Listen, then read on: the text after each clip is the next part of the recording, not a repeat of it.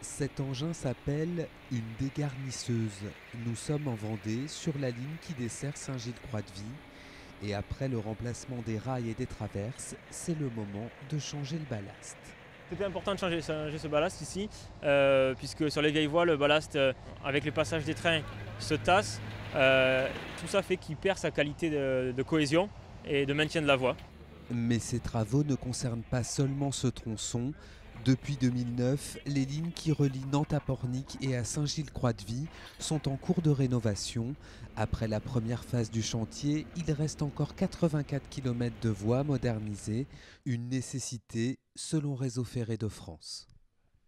Alors c'est une ligne très ancienne dont les ouvrages d'art dataient du 19e siècle. La ligne avait des ralentissements dus de sa vieillesse tout simplement.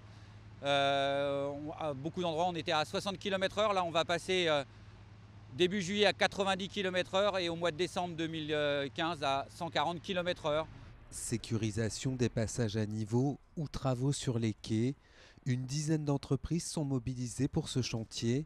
Montant total des travaux, près de 110 millions d'euros, dont une partie financée par la région Pays de la Loire.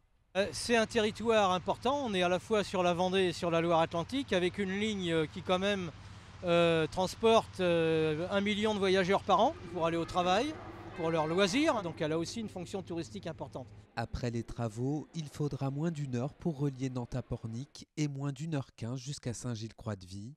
La fin du chantier est prévue en juillet 2015.